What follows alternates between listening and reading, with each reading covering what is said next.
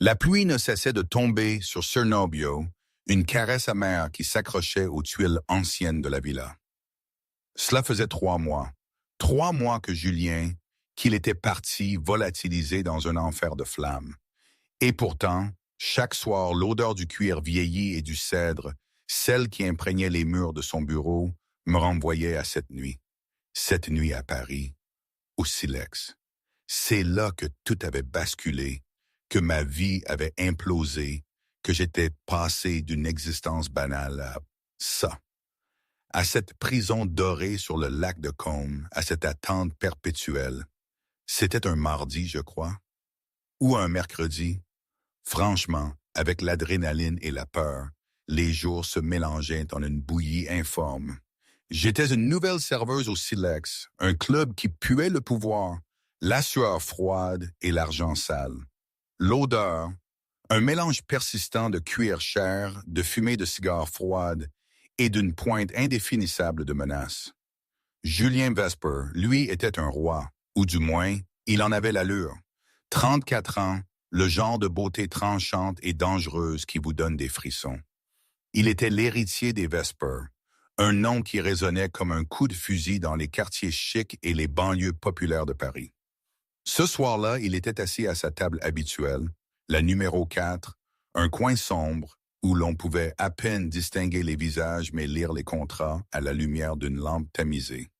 En face de lui, il y avait Marc Dubois, un type dont le sourire me rappelait une vitre brisée, allié de la faction de Lyon.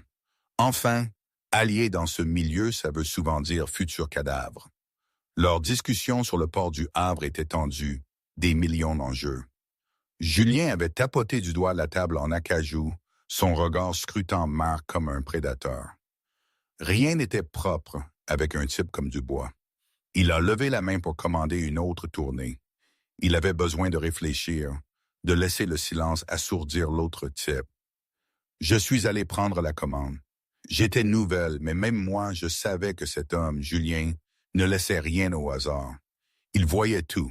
J'ai gardé les yeux baissés, mes mouvements fluides mais hésitants, comme une biche prise au piège. Sur mon badge, il y avait Mary. Je crois que c'était mon vrai prénom à l'époque, avant que tout ne change. Un Macallan 25 sec, a-t-il dit, sa voix rauque, à peine un murmure.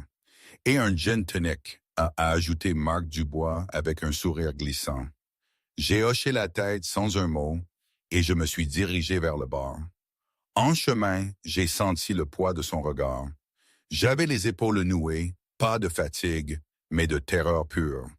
Quand je suis revenu, avec le plateau rond et les 2 verres, le temps a ralenti. J'ai posé le verre de Marc en premier. Il a grogné un merci, ses yeux déjà rivés sur Julien. Puis je me suis tourné vers Julien. Ma main a hésité, le verre de Macallan lourd et ambré. Et là, c'est comme si tout s'était éclairci, un flash aveuglant. J'ai croisé son regard pour la première fois.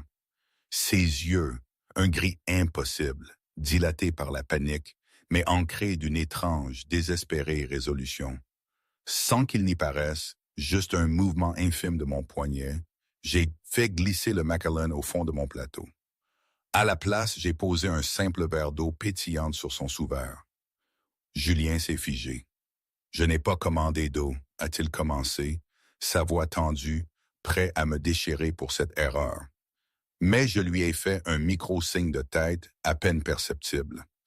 Mes yeux ont furtivement glissé vers le Macallan que j'avais retenu, puis vers Marc Dubois, puis de nouveau vers lui. « Ne buvez pas !» criaient mes yeux. Il l'a compris. J'ai laissé l'eau, j'ai tourné les talons, mon dos assis raide qu'une planche, important le précieux whisky de 25 ans avec moi, comme une preuve silencieuse. Qu'est-ce que c'était que ça? Harry Marc Dubois, pointant l'eau. Vesper, tu ramollis, tu t'hydrates pour un marathon? Julien a fixé l'eau pétillante. Mon cœur battait à tout rompre. Je savais qu'il avait compris. Il avait survécu à tant de choses. Il connaissait l'odeur de la mort. Esprit clair, a répondu Julien, d'une voix parfaitement lisse, sans trahir la moindre émotion. On parle de millions, Marc. Je veux être au top. Je l'ai observé du bord. Je n'ai pas jeté le whisky. Je l'ai posé sur une étagère basse, cachée derrière une rangée de bouteilles de vodka, comme une pièce à conviction. 10 minutes plus tard, la réunion s'est terminée. Marc Dubois s'est levé, boutonnant sa veste. On vous envoie les papiers par... Il s'est arrêté. Il a cligné des yeux, l'air confus. Sa main se montait à son col, son visage soudain écarlate. Il s'est effondré avec le bruit d'un sac de ciment mouillé. Le chaos a éclaté. Les quelques clients restants ont hurlé et se sont rués vers les sorties. Julien, lui, a hurlé. « Ne le touchez pas !» Marc a eu une dernière convulsion, de l'écume aux lèvres, puis il est resté immobile, les yeux grands ouverts, fixant le plafond. Mon esprit était en vrac. Ce n'était pas son verre. Le sien était intouché. C'était le Macallan. Mes yeux ont cherché le bar. J'étais déjà parti, fuyant la cuisine, tentant de m'extirper par l'arrière. Luca, l'un des hommes de Julien, m'a retrouvé dans l'allée, essayant d'escalader une clôture grillagée. Je n'ai pas lutté, je me suis figé, terrifié à la vue de son arme. Il m'a conduite dans le bureau privé au-dessus du silex, un endroit insonorisé qui avait dû assourdir bien des joies et des tragédies. Là, j'étais assis sur un fauteuil en cuir, les mains tremblantes sur mes genoux, regardant Julien se tenir devant la fenêtre. Les lumières de la police clignotaient déjà en bas, reflétant sur le pavé mouillé. « Comment tu t'appelles » m'a-t-il demandé, se retournant, sa chemise blanche déboutonnée, sa veste de smoking jetée. « Marie Rostova. » J'ai dégluti difficilement. « Tu as sauvé ma vie ce soir, Marie. Pourquoi? » J'ai baissé les yeux sur mes mains, rouges et gercées par le lavage des verres. J'ai vu. Tu as vu qui? Le barman, celui avec la cicatrice dans le cou. Marcel, je crois. Marcel travaillait pour la famille Vesper depuis des années, disait-on. Qu'as-tu vu faire, Marcel? Il n'a pas préparé votre verre au comptoir, ai-je dit, ma voix retrouvant un peu de force. Il l'a fait sous le comptoir. J'ai vu une petite fiole. Il a utilisé une pipette, juste une goutte. Et tu as su que c'était du poison? J'ai suspecté, ai-je murmuré. Suspecté au point de risquer ta vie pour le changer? Il s'est rapproché, me dominant. Tu aurais pu le renverser. Tu aurais pu laisser tomber le plateau. Au lieu de ça, tu as mis de l'eau et tu es parti. Ça demande du culot ou de l'entraînement. J'ai levé les yeux, ma mâchoire serrée. Je ne voulais pas mourir. Tu n'étais pas celle qui le buvait. Si le chef de la famille Levesper meurt pendant mon service, alors que c'est moi qui sers à sa table. J'ai marqué une pause, mes yeux gris accrochés aux siens. Je sais comment ça marche. Les gardes du corps tuent tout le monde dans la pièce pour s'assurer d'avoir l'assassin. Je ne vous ai pas sauvé parce que je vous aime bien, Monsieur Vesper. Je vous ai sauvé parce que je voulais rentrer chez moi, chez ma sœur. Sa tête s'est penchée sur le côté. Une réponse brutalement honnête, il aimait ça. Et Marc Dubois? A demandé Julien. Comment est-il mort? Je ne sais pas, ai-je dit, trop vite. Il a bougé comme un serpent, posant ses mains sur les accoudoirs du fauteuil, me piégeant. Il s'est penché près. Je sentais l'odeur de son shampoing bon marché, mélangée à la peur qui émanait de ma peau. Ne me mens pas, Marie. Tu as senti le Macallan. Je t'ai vu regarder le verre sur l'étagère. Tu savais exactement ce qu'il y avait dedans. Ça sentait les amandes, ai-je admis, le souffle court. Du cyanure. La plupart des gens ne savent pas ce que sent le cyanure. La plupart pensent que c'est inodore. J'ai étudié la chimie à la Sorbonne avant de devoir arrêter. Pourquoi as-tu arrêté? L'argent, ai-je craché, un éclair de colère transperçant ma peur. Mon père est tombé malade. J'avais besoin d'un boulot. Servir des verres aux gangsters paye mieux qu'un stage en laboratoire. Julien a étudié mon visage. Belle, oui, d'une beauté mordante et un peu hantée, mais intelligente. Bien plus dangereux. Pierre m'a raconté plus tard ce qu'il s'était passé après que Julien m'ait lâché seul pour régler des affaires. Il était monté au bureau, juste derrière Julien, mais avait été envoyé chercher la voiture avant que toute la conversation ne démarre. Plus tard, en patrouille, son oreillette a crépité. « Boss, on a un problème.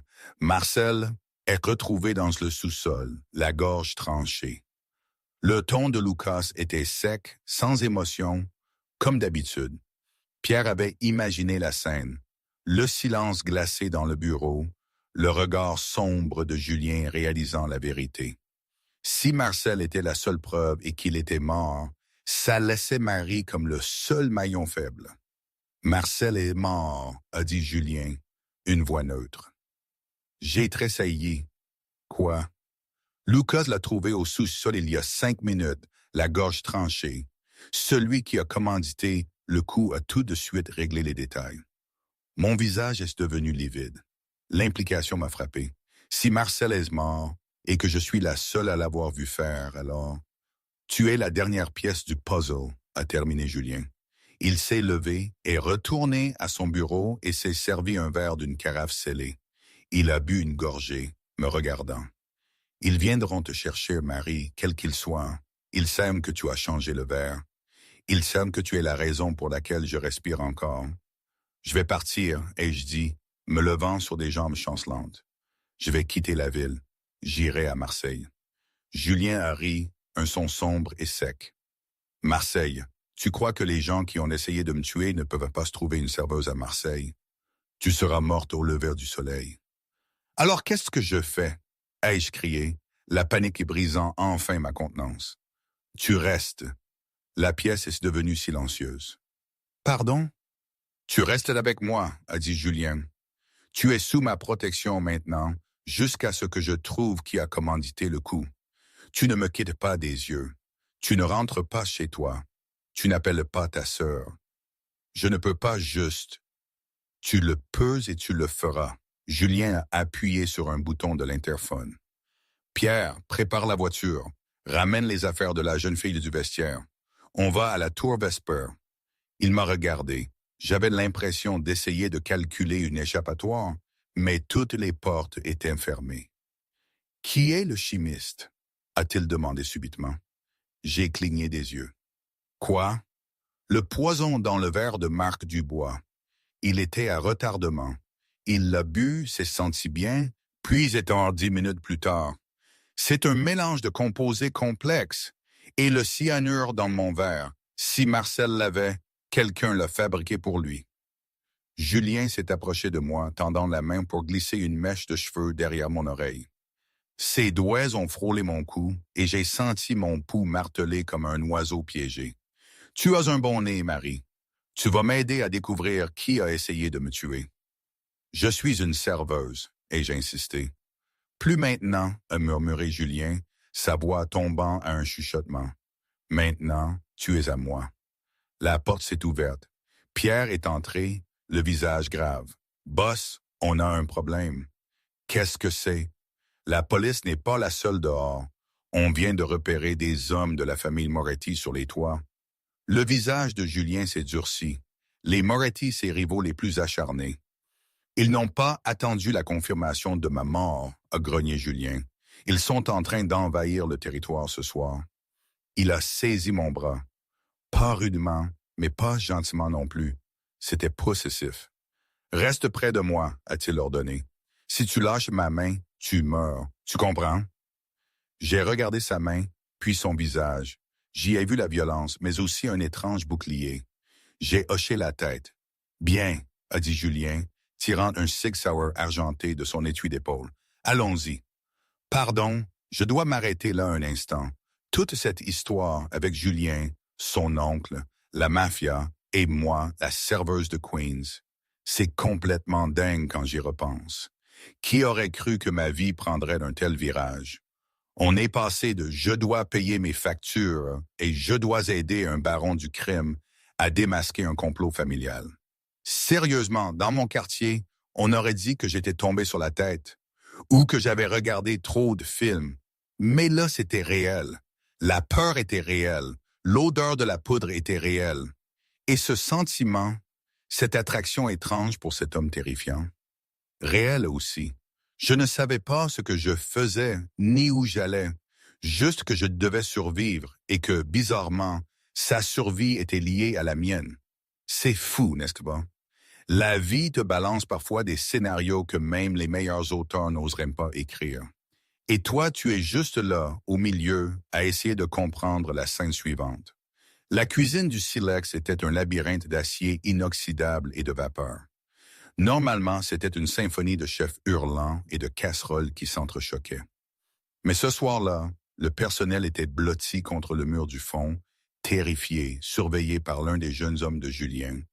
Il avançait avec une grâce fluide et terrifiante, une main serrant son arme, l'autre fermement agrippée à mon poignet. Il ne me tirait pas, mais la force de son élan m'empêchait de traîner. « Reste basse », a-t-il ordonné, sa voix à peine audible au-dessus du ronronnement des réfrigérateurs industriels. Nous avons atteint la lourde porte en acier du quai de chargement. Pierre était déjà là, un doigt à l'oreille, écoutant les échanges de l'équipe de sécurité à l'extérieur. « Les hommes de Moretti couvrent l'avant et l'allée », a sifflé Pierre.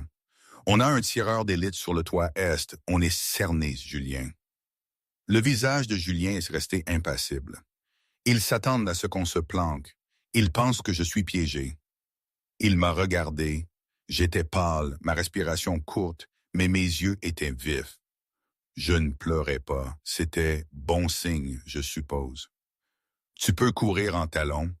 J'ai baissé les yeux sur mes escarpins de service noir. Sans un mot, je les ai retirés. Oui, Julien a hoché la tête, une lueur d'approbation dans ses yeux sombres. Pierre fait sauter le boîtier électrique arrière. Coupe les lumières dans l'allée. On sort par la sortie latérale, par le couloir du bac à graisse.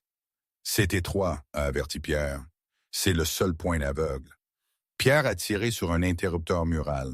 Avec une étincelle et un lourd bruit sourd, les lumières à l'arrière du bâtiment se sont éteintes. La cuisine a plongé dans l'ombre, bougé. Julien a poussé la porte latérale.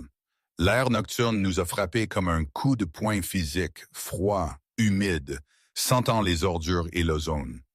La pluie tombait maintenant en nappe, transformant la crasse de Paris en un miroir noir et glissant. Nous avons avancé dans le passage étroit entre le club et l'entrepôt adjacent. Il était à peine assez large pour que deux hommes puissent marcher de front. Mes pieds en basque éclaboussaient les flaques glacées, mais je ne me suis pas plainte. Je tenais le rythme avec le diable en costume. Clac! Une balle a ébréché la brique à quelques centimètres de ma tête. Des fragments de pierre ont éclaboussé mes cheveux. J'ai haleté, trébuchant en arrière. « À terre !» a rugi Julien. Il m'a poussé derrière une benne à ordures, son corps couvrant le mien instantanément. Il a levé son arme et a tiré 2 coups de feu dans l'obscurité au bout de l'allée. Un homme a hurlé, le son coupé par un gargouillement humide. « Ils ont le périmètre », a grogné Julien. Il m'a regardé. Nous étions si proches que je pouvais sentir la chaleur émanant de sa poitrine, l'odeur du coûteux parfum mêlé à l'odeur métallique de l'adrénaline. « Écoute-moi, quand je me lève, tu cours vers le SUV noir au coin. Ne regarde pas en arrière. Ne t'arrête pas. Si quelqu'un t'intercepte, tu tombes. Je ne peux pas. Tu dois. » Julien s'est levé, s'exposant pour attirer le feu. 2 autres coupes de feu ont retenti, faisant des étincelles sur la benne. Julien a riposté avec une précision terrifiante, avançant dans la pluie de balles comme s'il était immortel. Je me suis relevé en titubant. Mon cœur martelait mes côtes comme un oiseau piégé. J'ai sprinté vers le coin, mes pieds glissant sur l'asphalte mouillé. Une silhouette a émergé des ombres à ma gauche. Un homme en blouson à capuche brandissant un couteau. Il était trop près pour que Julien puisse tirer sans me toucher. Je n'ai pas réfléchi. L'instinct a pris le dessus. Au moment où l'homme s'est jeté, j'ai balancé le lourd plateau de service et un métal auquel j'avais, bêtement, instinctivement, adhéré depuis que j'avais fui le club. Le bord du plateau a frappé l'homme en pleine gorge. Il s'est étouffé et a trébuché en arrière, laissant tomber son couteau. Je n'ai pas attendu. Je me suis précipité devant lui, atteignant l'escalade blindée noire au moment où la porte arrière s'est ouverte. Sylvain, le chauffeur, m'a tiré à l'intérieur. Quelques secondes plus tard, Julien a plongé après moi. Roule, roule! Les pneus ont crissé, fumant sur le pavé mouillé alors que le lourd véhicule rugissait, faisant une embardée sur l'avenue principale avant de se redresser. À l'intérieur de la voiture, le silence était assourdissant. Julien s'est adossé, lissant ses cheveux mouillés. Il a vérifié son chargeur, l'a éjecté et en a glissé un nouveau avec un clic mécanique. Puis, il m'a regardé. Je tremblais violemment maintenant, le contre-coup de l'adrénaline me frappant de plein fouet. J'étais trempé, mon uniforme collé à ma peau, mes cheveux plaqués sur mon visage. Je serrais toujours le plateau de service cabossé. Julien a tendu la main et a doucement décollé le plateau de ma prise noueuse. « Tu as un bon swing », a-t-il dit doucement. J'ai regardé mes mains, elles tremblaient. Je l'ai frappé. « Tu lui as survécu », a corrigé Julien. Il a fouillé un compartiment et en a sorti une lourde couverture en cachemire, la jetant sur moi. « Il y a une différence. Où allons-nous » ai-je demandé, la voix tremblante. « La tour Vesper » a dit Julien, regardant par la vitre teintée, alors que les lumières de la ville s'estompaient. « Ma forteresse. »« Je dois appeler ma sœur, » ai-je dit soudainement, me redressante.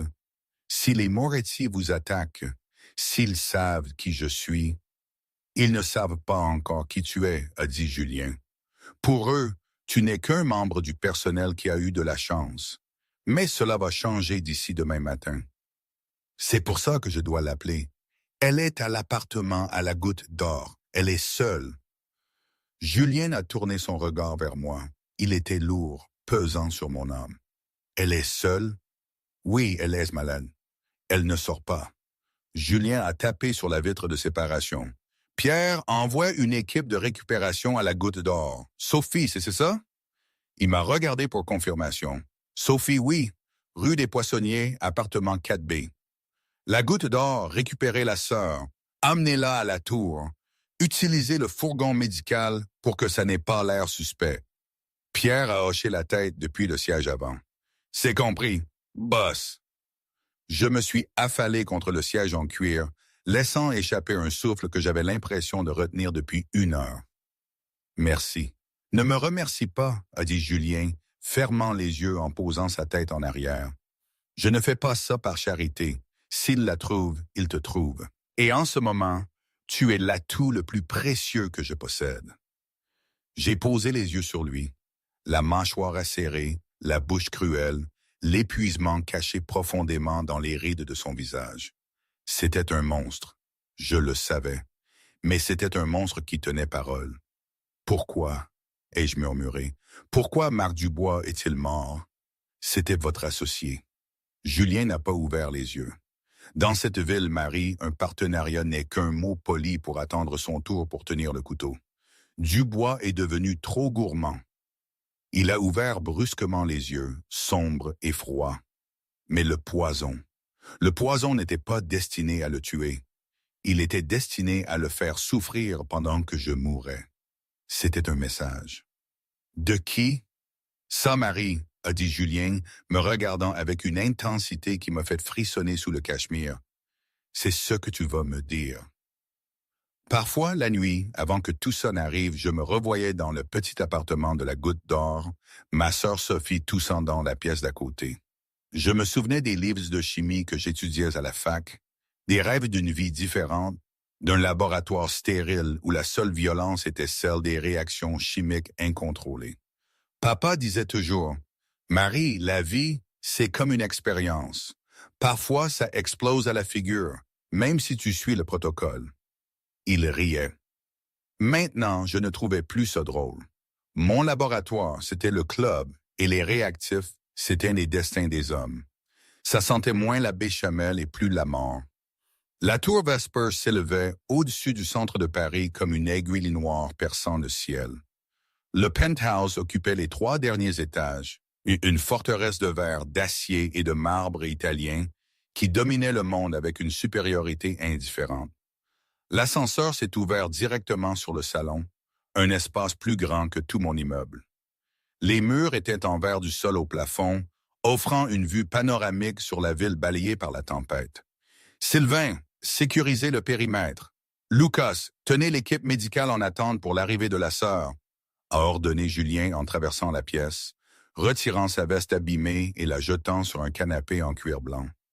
Il s'est tourné vers moi qui me tenais maladroitement près de l'ascenseur, dégoulinant d'eau sur le sol de marbre impeccable. Je semblais petite, fragile et totalement déplacée. La suite d'invités est au bout du couloir, deuxième porte à gauche, a dit Julien. Il y a des vêtements dans le placard, probablement trop grands, mais secs. Douche-toi, change-toi, puis viens au bureau. Je ne suis pas votre invité, ai-je dit, serrant plus fort la couverture. Je suis votre prisonnière. Julien s'est arrêté, se servant un verre, de l'eau cette fois. Il a pris une longue gorgée et s'est tourné vers moi. Une prisonnière n'a pas le choix. Toi, tu en as un, Marie. Tu peux sortir de cet ascenseur tout de suite. Je ne t'arrêterai pas. J'ai regardé les boutons de l'ascenseur. J'ai pensé à l'homme dans l'allée avec le couteau. J'ai pensé au tueur de Moretti. J'ai pensé à ma sœur Sophie, toussant dans notre appartement froid, sans défense. Ce n'est pas un vrai choix, ai-je dit amèrement. C'est le seul genre de choix que les adultes ont, a répondu Julien. Va te nettoyer, nous avons du travail.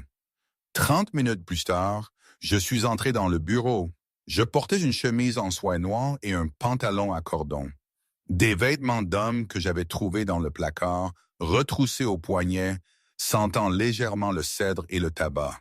Mes cheveux étaient humides, peignés en arrière. Sans le chignon strict de serveuse, je semblais plus jeune, plus douce, mais mes yeux gris étaient toujours aussi durs que du silex. Julien était assis derrière un énorme bureau en ébène. Sur le bureau, éclairé par une dure lampe halogène, se trouvait le verre de Macallan 25. Il l'avait apporté avec lui. « Assieds-toi » a-t-il dit, me désignant la chaise en face de lui. Je me suis assise. J'ai regardé le verre. Le liquide ambré semblait innocent, invitant. « Tu as dit que tu avais étudié la chimie » a commencé Julien, se penchant en avant. « Dis-moi ce que tu sais sur le cyanure. » Le cyanure de potassium, ai-je récité, ma voix se raffermissant en glissant en mode académique. KCN, soluble dans l'eau, il interfère avec la respiration cellulaire, empêche le corps d'utiliser l'oxygène. Ça sent les amandes amères, mais seulement pour environ 40% de la population qui possède le gène spécifique pour le détecter. Et tu as le gène, évidemment. Marc Dubois n'a pas senti ça dans son verre, a réfléchi Julien. Mais Marc Dubois n'est pas mort instantanément. Il a eu une crise 10 minutes plus tard. Marc Dubois n'avait pas de cyanure, ai-je dit doucement. Julien m'a regardé vivement. Explique. Le cyanure est rapide, immédiat. Si Marc Dubois avait ingéré une dose létale, il serait tombé avant d'avoir fini de boire. Mais il ne l'a pas fait. Il a marché. Il a parlé. J'ai tendu la main, la faisant planer au-dessus du verre de whisky sur le bureau. Puis-je? Julien a hoché la tête. J'ai délicatement agité l'air au-dessus du verre vers mon nez. J'ai fermé les yeux. Des amandes. Mais autre chose, sucré, comme des fruits pourris. J'ai ouvert les yeux. Le verre que vous alliez boire de le Macallan était imprégné d'une forte concentration de cyanure. C'était le coup de grâce, mort instantané pour vous. Et Marc Dubois était le déclencheur, ai-je théorisé. Peu importe ce qu'il a bu, c'était conçu pour l'incapacité d'abord, pour créer la panique, pour vous faire prendre votre verre dans la confusion, ou pour que les gardes du corps se concentrent sur lui pendant que l'assassin s'échappait. Qu'est-ce qui tue un homme en 10 minutes avec des symptômes de crise? A demandé Julien. Des organophosphorés. Non, trop salissant. De la strychnine, peut-être, ou... J'ai froncé les sourcils. S'est-il plaint de quoi que ce soit? Chaleur, perte de vision. Il a touché son col, a dit qu'il avait chaud. Dinitrophénol, ai-je murmuré, ou une variante modifiée de succinylcholine. Ça provoque une paralysie musculaire et une surchauffe rapide. J'ai regardé Julien. Ce n'était pas un voyou de la rue qui mélangeait du poison à rat, Monsieur Vesper. C'était un chimiste, un professionnel. Julien s'est adossé, son visage illisible. Un professionnel. Il a ouvert un tiroir et en a sorti un dossier. Il a jeté une photographie sur le bureau. C'était un cliché de surveillance granuleux d'un homme en blouse de laboratoire marchant dans un marché bondé de Berlin. Connais-tu cet homme? J'ai regardé la photo. J'ai secoué la tête. Non. Son nom est Antoine Moreau. C'était le chimiste de la Brata du quartier de Belleville à Paris. Il a disparu il y a 2 mois. Alors, Moreau était connu pour sa signature, a dit Julien.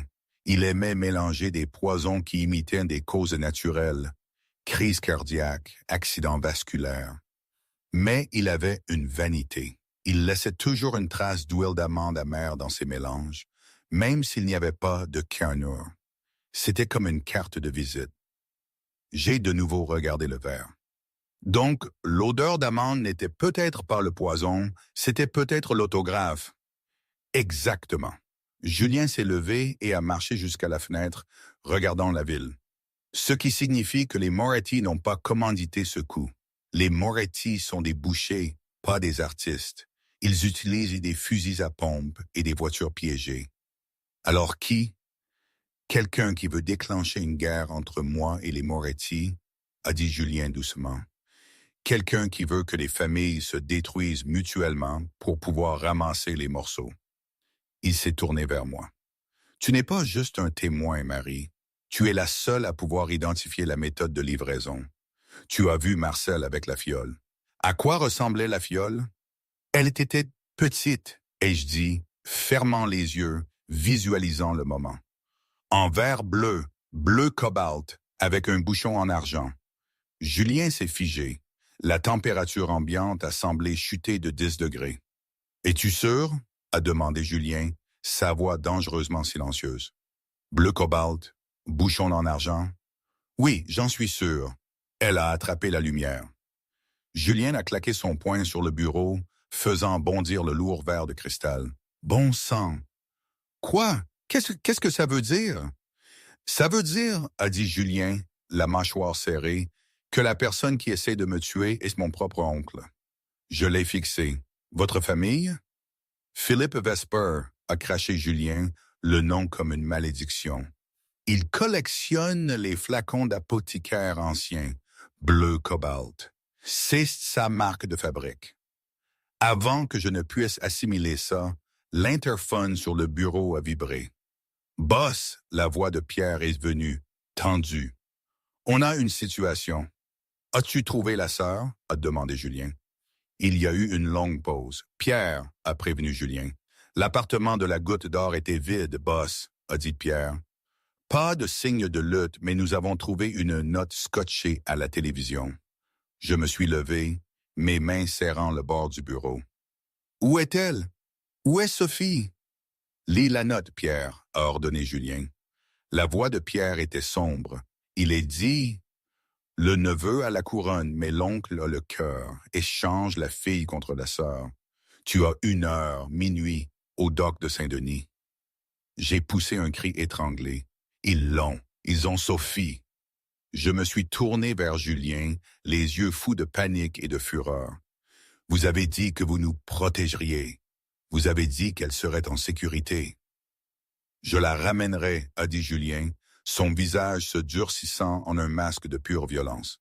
« Il me veut, moi !» ai-je crié. « Il veut un échange. J'irai. Je le ferai. » Non, a dit Julien, contournant le bureau et saisissant mes épaules. C'est un piège. Si tu y vas, vous mourrez toutes les deux. Philippe ne laisse pas de témoins. Je m'en fiche. C'est ma sœur. Elle est malade. Elle a besoin de ses médicaments. Je me suis débattu, mais il était inébranlable. Marie, écoute-moi. Julien m'a secoué 1 fois, violemment. Je n'échange pas de vie. Plus maintenant. Il m'a attiré près de lui, ses yeux brûlant les miens. Nous allons au docks, mais nous n'allons pas faire d'échange. Nous allons reprendre ta sœur et je vais tuer mon oncle. Il a une armée, ai-je sangloté, mes forces m'abandonnant. Moi aussi, a dit Julien, me relâchant et appuyant sur un bouton de son téléphone de bureau. Préparez l'équipe d'assaut lourd, équipement tactique complet, on part en guerre. Il m'a regardé, moi qui essuyais mes larmes, mes yeux gris passant de la peur à une froide résolution qui correspondait à la sienne. « Tu sais tirer ?» a demandé Julien. J'ai regardé le pistolet sur le bureau. J'ai pensé à ma sœur. J'ai pensé à l'homme de l'allée que j'avais frappé avec le plateau. Montrez-moi. L'armurerie de la tour Vesper n'était pas un simple placard, mais une chambre forte. Les murs étaient tapissés d'acier noir mat, contenant tout, des pistolets compacts aux fusils d'assaut de qualité militaire. L'air était sec, filtré, et sentait l'huile et le métal froid. Je me tenais près d'un établi, mes mains tremblant légèrement, alors que je tenais le Glock 19 que Julien m'avait donné. Il était plus lourd qu'il n'y paraissait, une brique dense de mort potentielle. « C'est trop lourd », ai-je murmuré, ma voix à peine audible sous le bruit de Lucas et Sylvain chargeant des chargeurs en arrière-plan.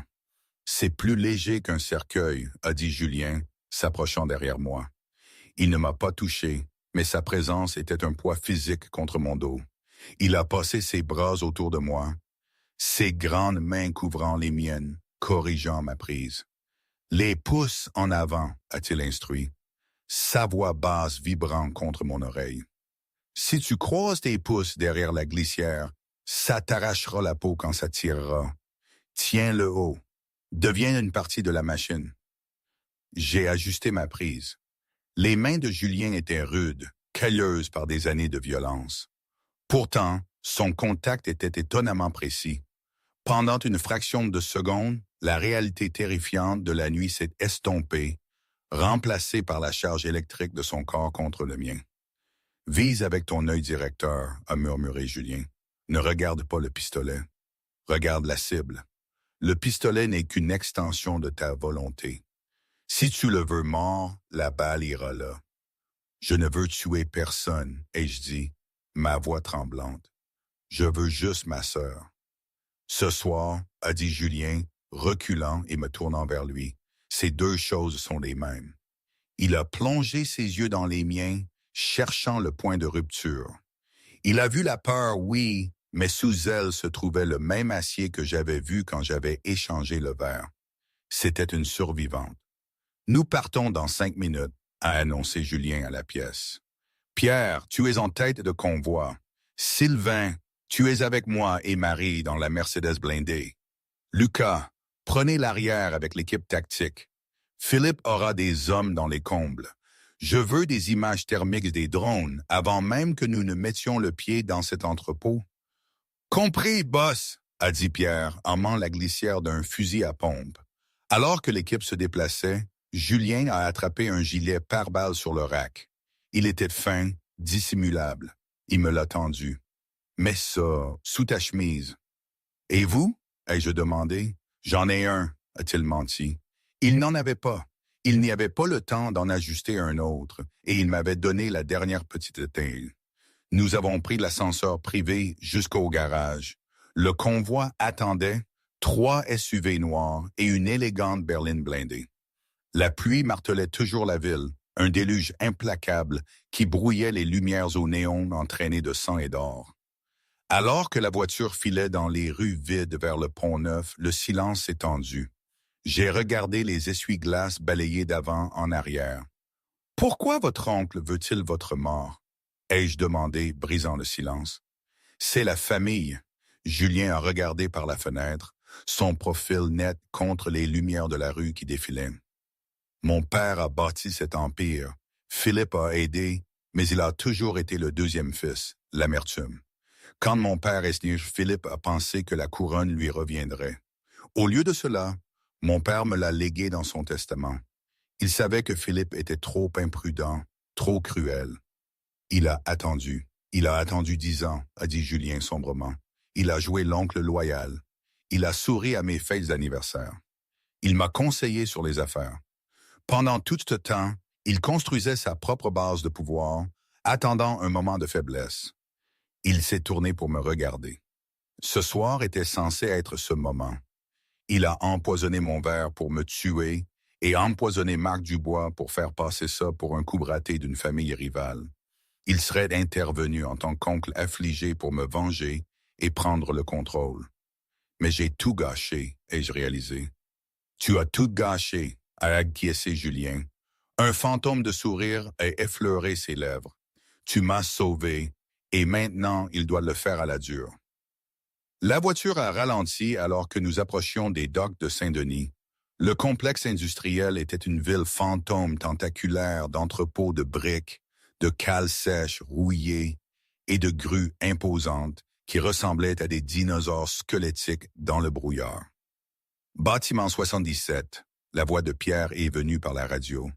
La thermique montre des signatures de chaleur au 2e étage, peut-être 10 hostiles et une signature de chaleur stationnaire assise sur une chaise au centre de la pièce. « C'est Sophie !» ai-je haleté, me penchant en avant. « Reste calme », a ordonné Julien. Il a vérifié son arme. On ne rentre pas par la porte principale. Philippe l'aura piégé. Le convoi s'est arrêté à l'ombre d'un navire désaffecté. La pluie était torrentielle maintenant, masquant le son de nos portes qui s'ouvraient. Julien est sorti dans la tempête. Il m'a regardé. « Reste derrière moi. Si les tirs commencent, tu te baisses et tu te déplaces vers le point d'extraction. N'essaye pas d'être une héroïne. » J'ai serré le Glock dans ma poche. « Je ne suis pas une héroïne, Julien. Je suis une sœur. » Julien a hoché la tête. « Allons-y. » Ils se sont déplacés dans l'ombre, une équipe de spectres sous le déluge. Ils ont contourné l'entrée principale du gigantesque entrepôt, tournant vers une porte d'entretien rouillée du côté sud. Lucas a utilisé une lance thermique silencieuse pour faire fondre le cadenas. Il a sifflé en rougeoyant, puis s'est ouvert. Nous étions à l'intérieur. L'entrepôt était caverneux, sentant le béton humide et le vieux diesel. En haut, la pluie martelait le toit en tôle ondulée, créant un bruit blanc assourdissant. Le rez-de-chaussée était un labyrinthe de caisses d'expédition. Au centre de l'espace ouvert, sous une seule lampe suspendue, se trouvait une chaise en bois. Attachée à elle, une jeune femme. Sa tête pendait bas, ses cheveux sombres obscurcissant son visage. « Sophie !» ai-je hurlé, incapable de me retenir. La silhouette sur la chaise a relevé la tête. C'était elle. Son visage était tuméfié, ses yeux dilatés par la terreur. « Marie, cours !» a hurlé Sophie, sa voix cassée. Soudain, un puissant projecteur s'est allumé depuis les passerelles au-dessus, aveuglant Julien et son équipe. « Bienvenue à la réunion de famille !» a résonné une voix depuis l'obscurité des portiques supérieurs. Julien n'a pas bronché. Il a levé la main, signalant à son équipe de ne pas se tirer. « Montre-toi, Philippe !» Un homme s'est avancé jusqu'à la balustrade de la passerelle. Il était plus âgé que Julien, portant un impeccable costume gris qui semblait intact par la crasse de l'entrepôt. Il tenait une canne, bien qu'il n'en eût pas besoin. C'était une arme, pas un support. « Julien », Philippe Vesper a souri.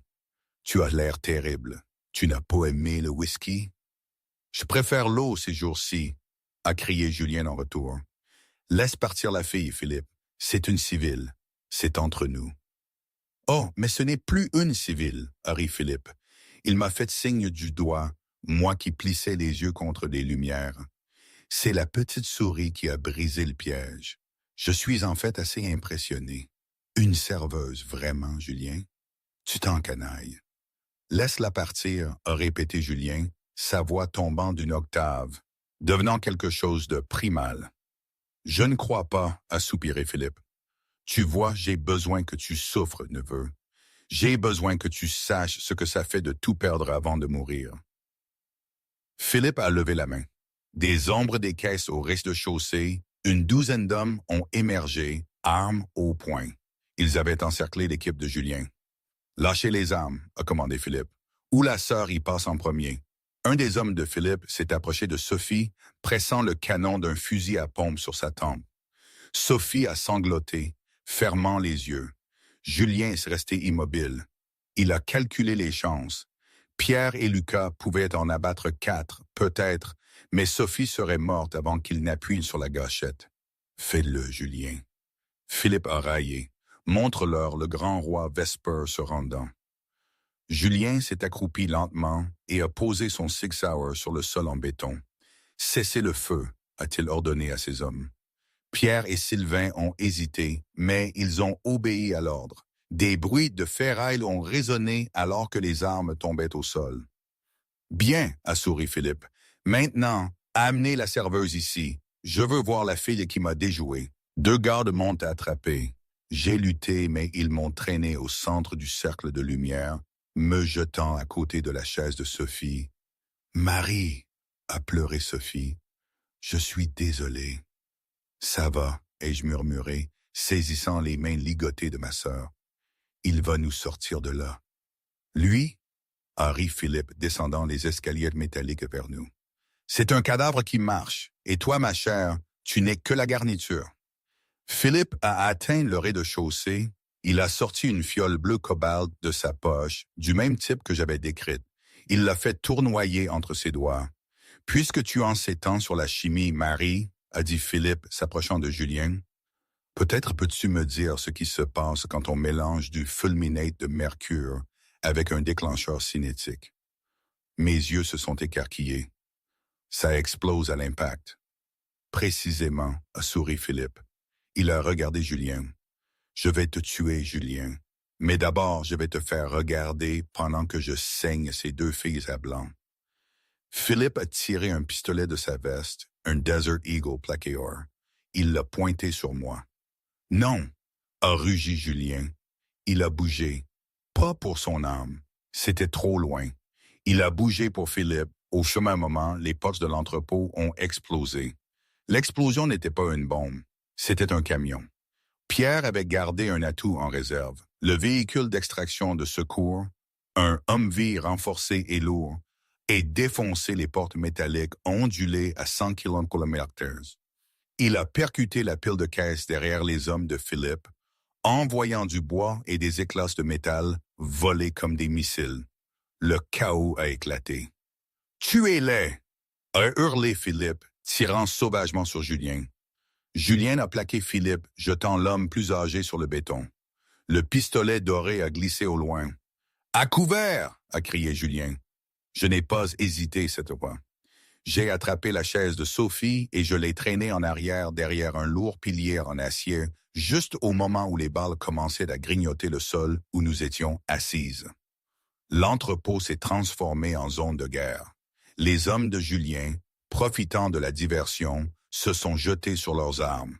Pierre a roulé derrière un chariot élévateur, remontant avec son fusil à pompe qui rugissait.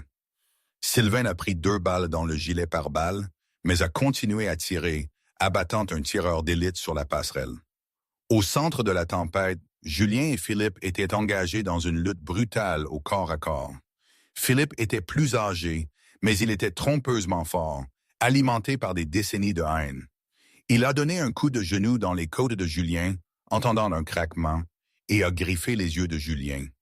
Julien l'a frappé de la tête, le bruit d'os contre os, d'une sonorité écœurante. Il a frappé Philippe à la gorge, le forçant à reculer. Mais Philippe a tiré un couteau de sa manche, un carambit incurvé. Il a frappé, ouvrant une profonde entaille sur l'avant-bras de Julien. Le sang a giclé sur le béton humide. « Tu as toujours été mou », a craché Philippe, se jetant de nouveau. Pendant ce temps, derrière le pilier, je tentais désespérément de détacher les cordes de Sophie. Les nœuds étaient humides et serrés. « Je n'y arrive pas !» ai-je pleuré. « Laisse-moi !» a hurlé Sophie. « Ils arrivent !» 2 des hommes de Philippe flanquaient notre position. J'ai vu leurs ombres s'étirer contre le mur. Je me suis souvenu du poids dans ma poche. Sûreté désactivée. Pressé, ne tirez pas. J'ai sorti le Glock 19. Mes mains tremblaient, mais mon esprit est devenu froid. C'était de la même froideur que je ressentais en mesurant des acides volatiles en laboratoire. Une erreur signifiait la mort. La précision signifiait la survie. Le premier homme a contourné le pilier. Je n'ai pas hésité. J'ai tiré. Le recul a secoué mes bras, mais à cette distance, je ne pouvais pas rater. La balle a touché l'homme à l'épaule, le faisant tourner. Il est tombé en hurlant. Le deuxième homme a hésité, surpris que la serveuse soit armée. Cette hésitation lui a coûté cher. J'ai tiré de nouveau. 2 coups de feu, sauvages mais efficaces, un tir de suppression. Il s'est reculé. « Bonne fille », a grogné une voix. Julien était là. Il s'était éloigné de Philippe pendant une fraction de seconde. Il a saisi le couteau de la ceinture de l'homme tombé et a tranché les cordes de Sophie d'un seul mouvement. « Allez au Humvee », a ordonné Julien. « Lucas conduit. Allez. »« Passons-vous » J'ai saisi son bras. Sa chemise blanche était trempée de sang, à la fois de l'entaille sur son bras et d'une égratignure sur son flanc. « Je dois mettre fin à ça », a dit Julien, regardant de nouveau vers le centre de la pièce. Philippe avait récupéré son arme. Il se tenait près des cuves de stockage de produits chimiques ouvertes, près du quai de chargement, les utilisant comme couverture. Il tirait au jugé sur Pierre et le reste de l'équipe de Julien. « Julien, ce sont des solvants », ai-je crié, voyant les étiquettes sur les fûts derrière lesquels Philippe se cachait. « Acétone et hexane. Si une balle les touche, c'est une bombe, a terminé Julien. Une grosse, le toit va s'effondrer. » Julien m'a regardé. Pendant un instant, les sons de la fusillade se sont estompés. Il a tendu la main et a encadré mon visage, son pouce ensanglanté caressant ma pommette. « Sors ta sœur, roulez jusqu'à la ville, ne vous arrêtez pas. »« Qu'allez-vous faire? »« Je vais mettre Philippe au chômage, » a dit Julien d'un air sombre. Il m'a poussé vers le Humvee où Lucas agitait frénétiquement les bras. J'ai traîné Sophie, la jetant sur la banquette arrière. Je me suis hissé après elle. « Où est le boss? » a crié Lucas, faisant vrombir le moteur. « Roule! » ai-je hurlé, les larmes m'aveuglant. Il a dit « Roule !» Alors que le Humvee sortait des portes brisées en crissant, j'ai regardé en arrière par la lunette arrière. J'ai vu Julien courir, non pas loin du danger, mais vers lui. Il sprintait à travers le sol ouvert, les balles soulevant de la poussière autour de ses pieds. Philippe l'a vu arriver et a levé son Desert Eagle, visant la poitrine de Julien. Julien n'a pas ralenti. Il a plongé, glissant sur le béton humide comme un joueur de baseball volant un home. Alors qu'il glissait, il a levé son Sig Sauer. Il n'a pas visé Philippe. Il a visé le bidon en acier bleu juste derrière la tête de Philippe. Acétone hautement inflammable. J'ai vu le flash du canon du pistolet de Julien. Puis le monde est devenu blanc. Une énorme boule de feu a éclaté à l'arrière de l'entrepôt. L'onde de choc a frappé le Humvee, soulevant les pneus arrière du sol avant de les ramener brutalement. Le toit de l'entrepôt s'est effondré, un squelette gémissant de métal consumé par un brasier. « Non !» ai-je hurlé, griffant la vitre. « Julien !» L'entrepôt avait disparu, enfoui sous des tonnes d'acier et de béton en feu. Lucas a freiné brusquement, regardant le rétroviseur avec horreur. « Boss !» La pluie sifflait en touchant le feu, créant un mur de vapeur. Il n'y avait aucun mouvement, aucune silhouette émergeant des flammes. « Il est parti », a murmuré Sophie, me serrant fort. « Marie, il est parti. » J'ai fixé le feu. L'homme qui m'avait enlevé, menacé, puis sauvé, le roi de la ville. Il avait déclenché l'explosion sachant qu'il était à l'intérieur du rayon de l'explosion. Il avait échangé sa vie contre la nôtre. « Roule », ai-je dit, ma voix creuse, dénuée d'âme. « Mais », a commencé Lucas. « Roule », ai-je hurlé, brisant le silence. Ne le laissez pas mourir pour rien. Le Humvee a rugi dans la nuit, laissant derrière eux la dynastie Vesper en feu sous la pluie. 3 mois plus tard, la pluie, elle aussi, semblait éternelle à Cernobio. Je me tenais devant la stèle en marbre noir poli, l'eau froide se mêlant aux larmes sur mon visage. Julien Vesper, 1989-2024. Il n'y avait pas de corps sous la pierre, juste des cendres et du métal tordu récupéré de l'explosion de l'entrepôt. Le rapport de police avait été définitif. Aucun survivant. Julien avait déclenché l'explosion pour me sauver, échangeant sa vie contre la mienne dans un battement de cœur en feu. « Il est temps, Marie, a dit Lucas doucement derrière moi, tenant un parapluie noir. Il avait échangé son équipement tactique contre un uniforme de chauffeur. Le jet attend. Pierre a sécurisé la villa sur le lac. C'est ce qu'il voulait. J'ai touché le marbre froid une dernière fois. Il est mort pour me sauver, Lucas, et je n'ai jamais pu lui dire que je n'avais pas bu l'eau parce que j'avais soif. Je l'ai bu parce que je lui faisais confiance. Allons-y, mademoiselle Rostova, a dit Lucas gentiment. La villa à Cernobio sur les rives du lac de Côme était un chef-d'œuvre de terre cuite et de vignes perché sur une falaise surplombant l'eau d'un bleu profond. C'était une cage dorée, mais une cage sûre. Sophie se remettait bien, elle fréquentait une école d'art à Milan, sous l'œil vigilant des gardes que Pierre avait engagés. Mais je me sentais comme un fantôme dans l'immense maison. Je passais mes journées à errer sur la terrasse, hanté par le souvenir d'un homme en costume sur mesure, qui m'avait regardé comme si j'étais la seule chose dangereuse dans la pièce. Un après-midi pluvieux, la femme de chambre a interrompu mes pensées. « Señora, un visiteur. Il dit que c'est au sujet des légalités de la propriété. » J'ai soupiré. « Envoyez-le au bureau. » Je suis entré dans l'intérieur frais et ombragé de la villa. Le bureau sentait le vieux cuir et le cèdre, une odeur qui me rappelait douloureusement le bureau du silex. Le visiteur se tenait près de la fenêtre, le dos tourné, observant une tempête se préparer sur le lac. Il portait un costume anthracite parfaitement ajusté. « J'ai signé les actes de transfert la semaine dernière, » ai-je dit glacement. « Je pensais que nous en avions fini. » « Les formalités ne sont jamais terminées, Marie. Il y a toujours un contrat de plus. » J'ai cessé de respirer. La voix était plus rauque, plus grave, mais je la connaissais jusqu'à la moelle. L'homme s'est retourné. Une cicatrice dentelée, encore en voie de guérison, courait de sa tempe jusqu'à sa ligne de cheveux, et il semblait plus mince, plus dur. Mais les yeux sombres et prédateurs étaient inoubliables. J'ai attrapé le lourd bureau en chaîne pour ne pas tomber. « Vous êtes mort, » ai-je murmuré. « J'ai vu le feu, j'ai vu le rapport. »« Ça coûte beaucoup d'argent de falsifier des dossiers dentaires, » a dit Julien Vesper, s'approchant lentement de moi. Il se déplaçait avec une légère raideur, un rappel de la violence à laquelle il avait survécu. « Vous m'avez menti, » ai-je haleté, le choc faisant place à un flot de colère. « Vous m'avez laissé faire votre deuil pendant 3 mois, Julien. » « J'ai dû, » a-t-il dit, s'arrêtant à quelques centimètres de moi. « Si le monde savait que j'avais survécu, les alliés de Philippe seraient venus te chercher pour m'atteindre. Je devais être un fantôme. Je ne pouvais pas revenir tant que je n'avais pas traqué chaque personne sur cette liste. » Il a tendu la main, chaude et cailleuse, contre ma joue. « J'ai fini la liste ce matin à Zurich. » Je l'ai regardé, ma vision se brouillant.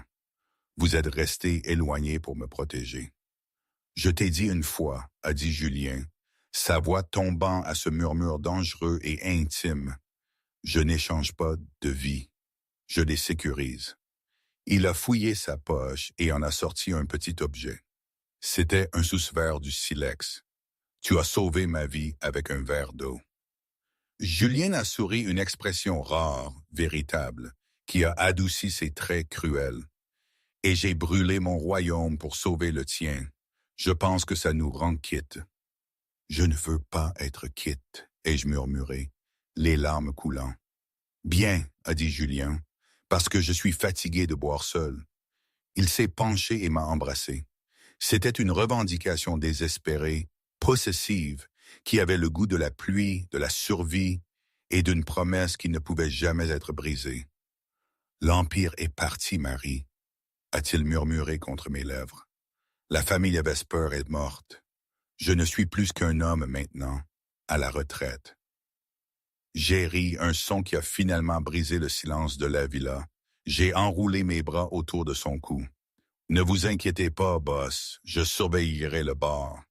Et aujourd'hui, je suis là, à Cernobio. Est-ce que tout ça en valait la peine? Est-ce que j'ai fait le bon choix? C'est dur à dire. Julien est de retour, oui, mais le passé, les mensonges, la violence. Ça ne s'efface pas.